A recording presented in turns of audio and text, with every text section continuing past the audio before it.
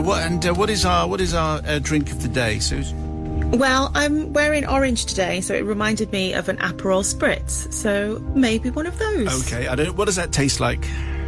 It's like it's an Italian bitter, and soda and prosecco. So it's sweet and sour, tasty. Okay, sounds lovely.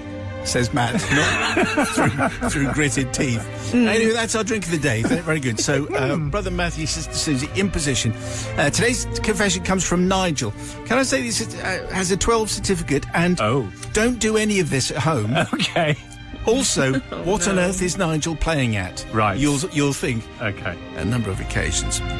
Father Simon, Brother Matthew, Sister Susie, I come on bended knee, asking forgiveness for an incident that occurred when I was 14, going to senior high school somewhere in County Armagh back in the 1980s.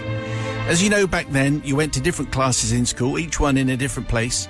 So on this day, we left our maths class and headed to our next one, which was chemistry. You should know that the master, our chemistry master, Sigismund Arbuthnot, was very strict. As you would be if you were called Sigismund Arbuthnot. Yeah. So we all piled into his class, meeting the other class on the way out. This was always the way with the experiments because they always ran over and no one ever got time to really clear up after themselves. So on this day, my cousin and our two mates sat down at the large square chemistry tables. I sat facing my cousin while my two other mates sat facing each other. Then Mr. Arbuthnot, the master in charge, asked us to turn around and face him, take our books and pens out and set them on the table.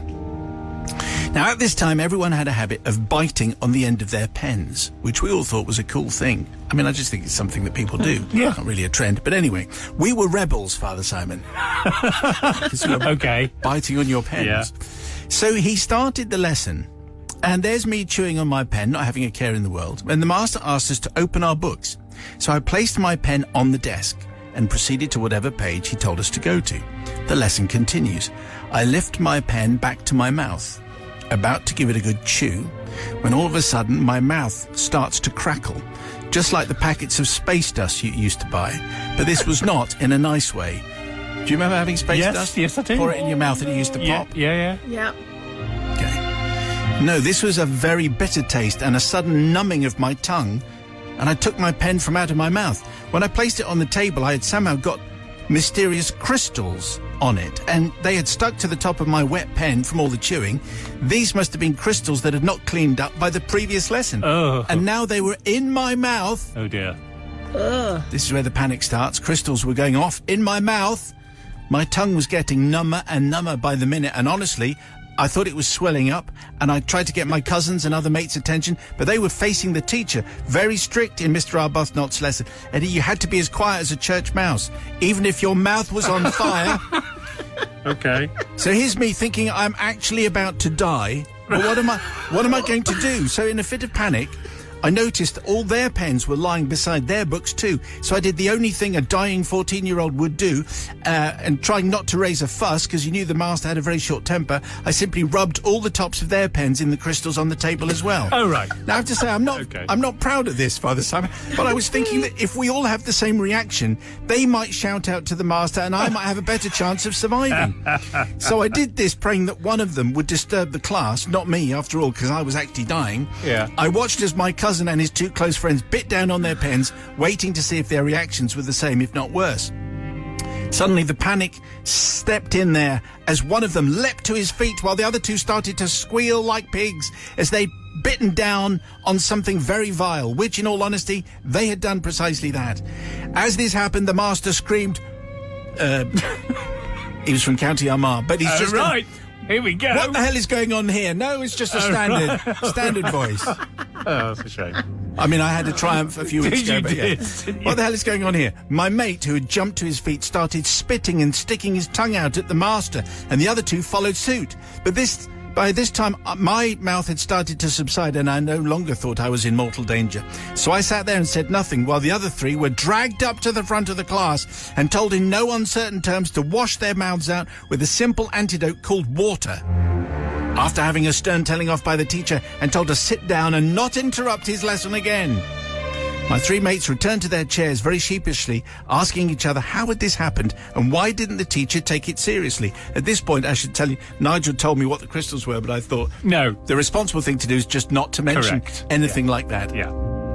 It turns out, says Nigel, he knew exactly what the crystals were, being the master, of course, chemistry and everything, and he knew the boys weren't in any danger. He didn't think to explain why, as he was more annoyed by being interrupted in class. My cousin proceeded to still be a little bit miffed at this point, only stopping to ask how I hadn't got anything on my pen. And my reply was that I had placed mine inside my book, as you can't be too careful coming into these chemistry classes. So, Father Simon, I've carried this with me since I was 14, and now I'm 54, and I feel it's time to ask forgiveness. I don't want my cousin wondering why he and my other two mates got the blame for something that was beyond their control, and that I actually sat there pretending I was completely innocent. So please, in your heart of hearts, can you forgive an older and wiser man who just wants to see his cousin have closure on something that saw him and his two friends shouted at for something that was all my fault?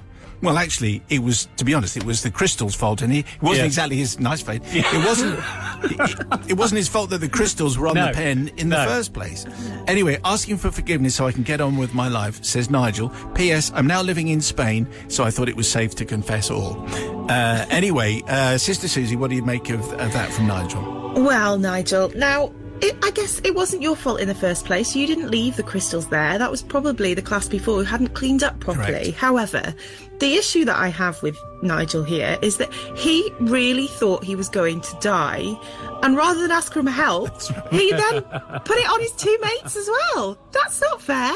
I mean, different times, but why didn't the teacher sort of react in a slightly shocked way that someone's mouth had gone numb and they could clearly feel this stuff in their mouths? He might have been strict, but I'm not sure he wanted you to actually be hurt, so I'm sure he would have been understanding. But however, I can't do it because you did it to your friends. Can't forgive you because you thought you were really hurt, and then you just put it on two other people. Nigel, Brother not Matthew. forgiven. I'm going to forgive on two counts, really, because I remember getting told off for putting my pen in my mouth when I was a pupil, and I thought, what's the worst that could happen? And it turns out the worst that could happen is it be coated in crystals that we don't understand. And your mouth goes numb. And your mouth goes numb for a little bit, and then everything's fine because you can wash it out. So that's it. If that's as bad as it was going to get, no problem. And the other reason is, surely this would have been an opportunity for Dr. Arbuthnot or whatever to say, well, this is how these crystals react when in the human mouth. Let's see in front of us. Yes. And he didn't, did he? You need to be careful. For that reason, I choose to forgive.